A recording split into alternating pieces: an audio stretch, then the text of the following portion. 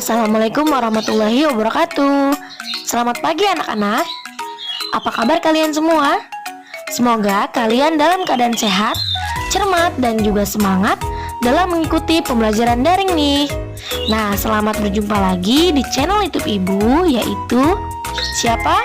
Ya, Yuli Triana Dewi, yang tentunya untuk kita lebih mengenal pembelajaran bahasa Indonesia. Tapi sebelum kita memulai pembelajaran, jangan lupa berdoa dulu ya. Oke anak-anak, setelah minggu kemarin kalian mempelajari pengertian teks persuasi, maka kali ini kita akan mempelajari tentang struktur teks persuasi, kaidah kebahasaan yang ada di dalam teks persuasi, dan apa saja sih langkah-langkah dalam menulis sebuah teks persuasi. Maka dari itu, yuk simak video Ibu terus. Nah, pembahasan yang pertama yaitu struktur teks persuasi. Struktur teks persuasi ini terdiri dari 4 bagian nih, yaitu pengenalan isu atau tesis, rangkaian argumen, pernyataan ajakan, serta penegasan kembali. Nah, berikut penjelasan mengenai masing-masing struktur teks persuasi. Bagian yang pertama yaitu ada pengenalan isu atau tesis. Nah, pengenalan isu ini adalah berupa pengantar atau penyampaian tentang masalah yang menjadi dasar tulisan atau pembicaraan itu. Yang kedua adalah rangkaian argumen, yaitu berupa sejumlah pendapat penulis atau pembicaraan terkait dengan isu yang dibicarakan. Pada bagian ini dapat diungkapkan fakta yang mendukung tentang isu atau topik yang dibahasnya. Lalu yang ketiga ada pernyataan ajakan, yaitu sebagai inti dari teks persuasi yang di dalamnya dinyatakan dorongan. Pernyataan ajakan ini merupakan hal yang sebenarnya ingin disampaikan, tapi terlebih dahulu diberi pengantar berupa pengenalan isu yang diikuti dengan argumen-argumen. Nah, bagian struktur yang terakhir yaitu ada penegasan kembali, yaitu menegaskan kembali inti pernyataan, fakta, dan ajakan yang sebelumnya telah dipaparkan. Setelah mengetahui pengertian dan struktur teks persuasi, kita bisa melakukan telaah terhadap sebuah teks persuasi.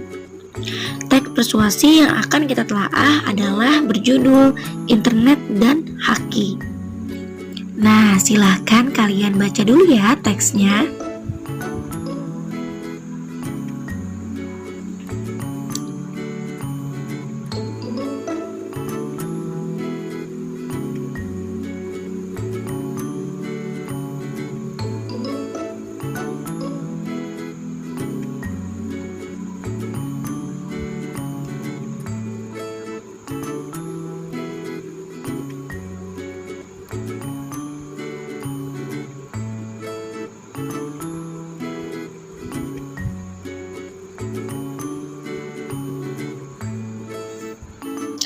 Nah, setelah kalian baca, mari kita petakan masing-masing strukturnya.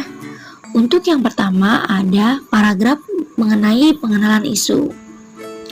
Nah, tertera pada paragraf pertama dan juga kedua. Mengapa?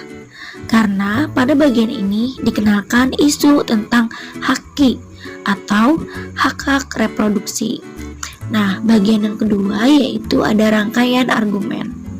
Rangkaian argumen ini tertera pada paragraf ketiga, keempat, dan juga kelima. Mengapa?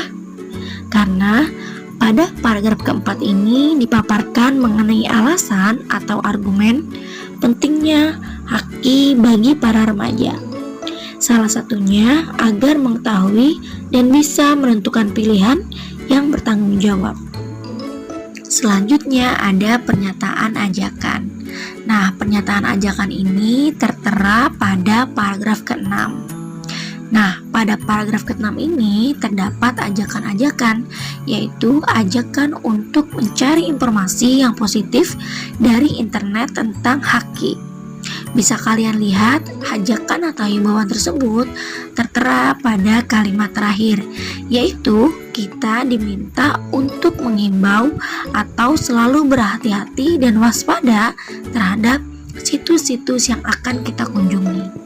Bagian terakhir yaitu ada penegasan kembali.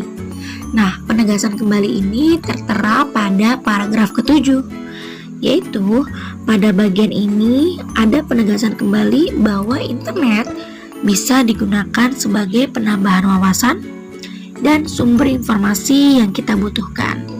Nah, anak-anak, demikianlah hasil menelaah teks persuasi dari teks internet dan haki. Selanjutnya, kita akan membahas tentang kaidah kebahasaan teks persuasi. Nah, kaidah kebahasaan teks persuasi ini tidak jauh kaitannya dengan struktur dan ciri teks persuasi. Karena dalam struktur dan tujuannya adalah mengajak. Maka dari itu, kaidah kebahasaan yang digunakan teks persuasi adalah kalimat ajakan. Oke anak-anak, kaidah kebahasaan dalam teks persuasi ini ada 5. Yang pertama, pernyataan bujukan. Yang kedua, menggunakan kata teknis. Ketiga, menggunakan kata penghubung argumentatif. Keempat, menggunakan kata kerja mental. Dan yang kelima, menggunakan opini dan juga fakta.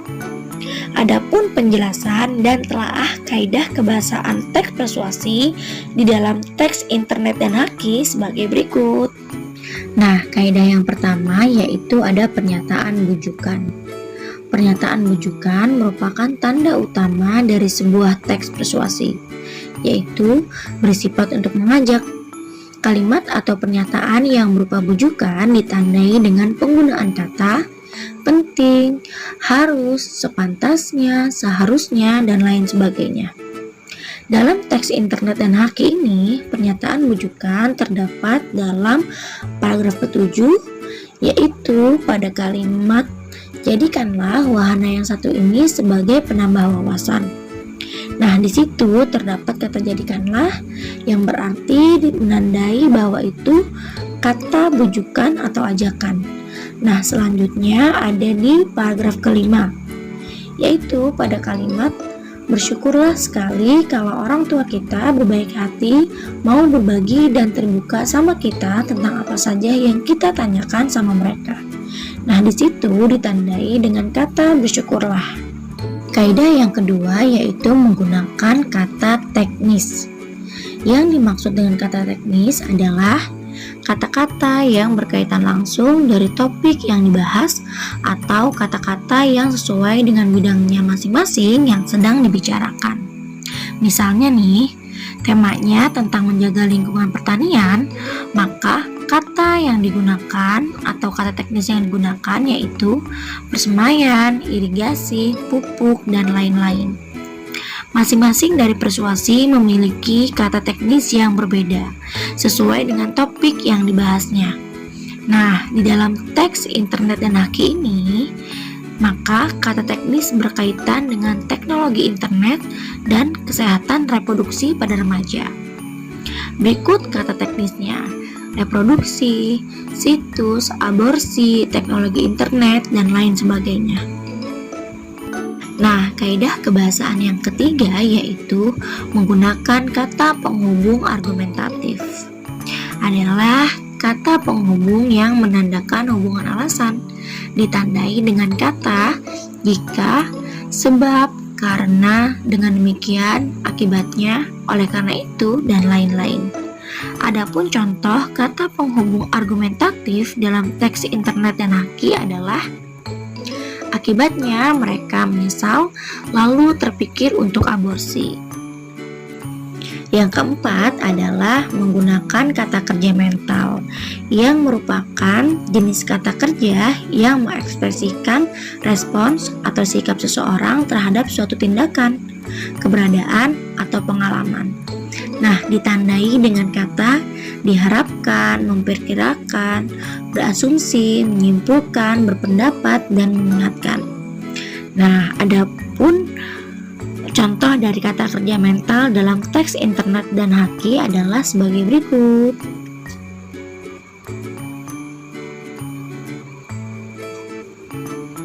Oke, kaidah kebahasaan yang terakhir yaitu ada pendapat, opini, dan fakta. Nah, anak-anak, adanya pendapat dan fakta dalam teks persuasi merupakan data pendukung untuk menyatakan isu dan memperkuat ajakan. Nah, pendapat itu sendiri artinya bagian yang muncul sebagai ajakan dan rujukan. Sedangkan fakta merupakan sebagai dasar untuk mengajak untuk melakukan sesuatu. Adapun kalimat pendapat dalam teks internet dan haki sebagai berikut. Wah, bosan ya bolak-balik mengupas masalah yang satu itu? Lalu, supaya kita bisa tahu dan bisa menentukan pilihan atas diri dan kesehatan reproduksi kita. Nah, selanjutnya ada fakta, yaitu lewat situs-situs tertentu di internet, beragam informasi yang kita butuhkan bisa kita dapatkan.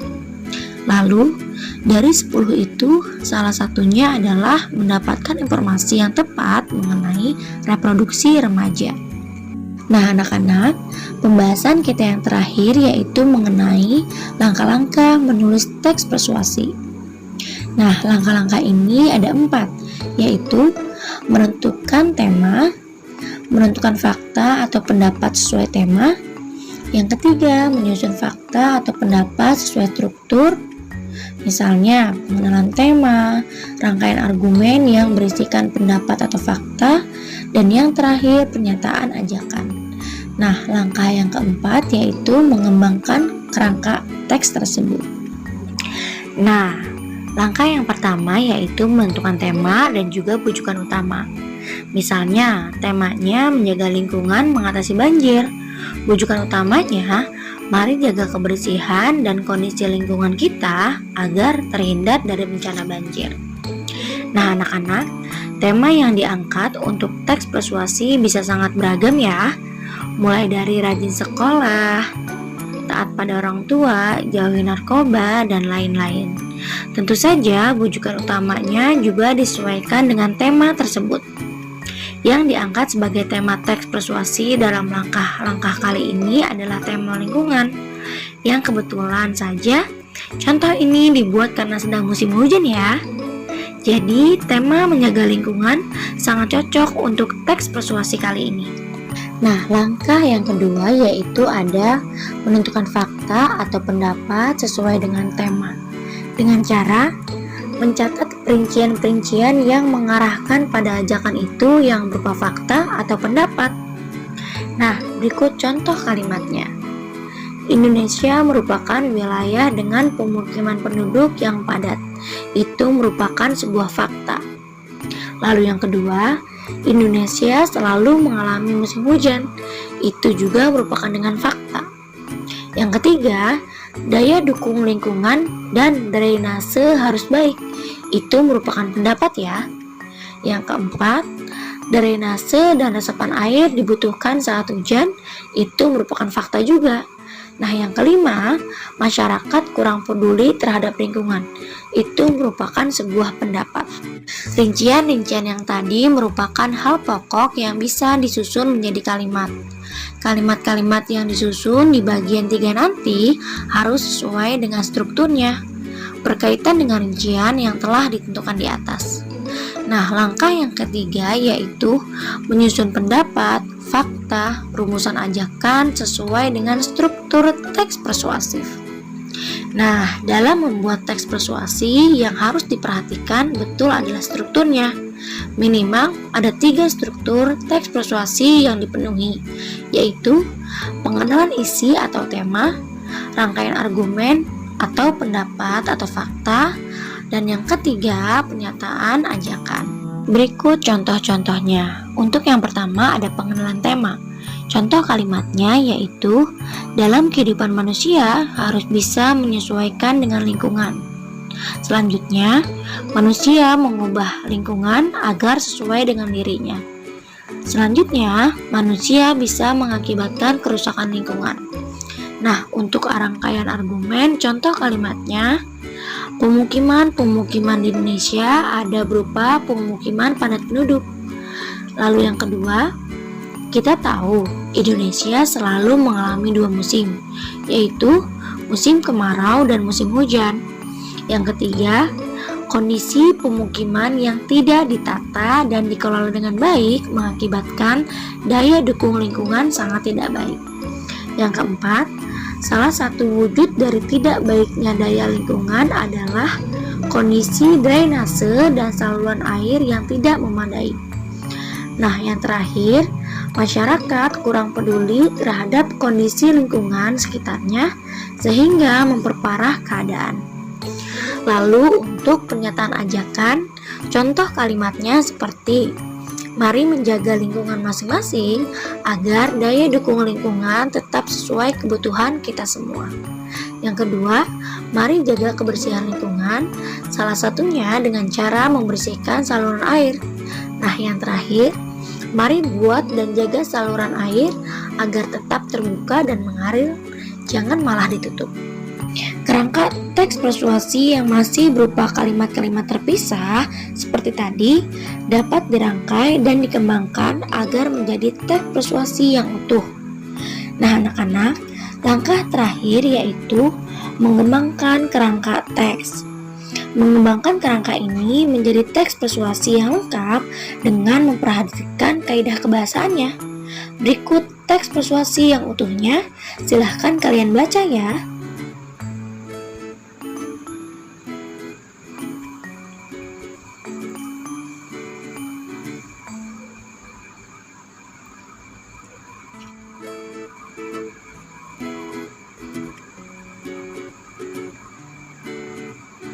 Nah, oke anak-anak, contoh teks persuasi yang tadi bisa diberi judul dengan jaga lingkungan, cegah banjir.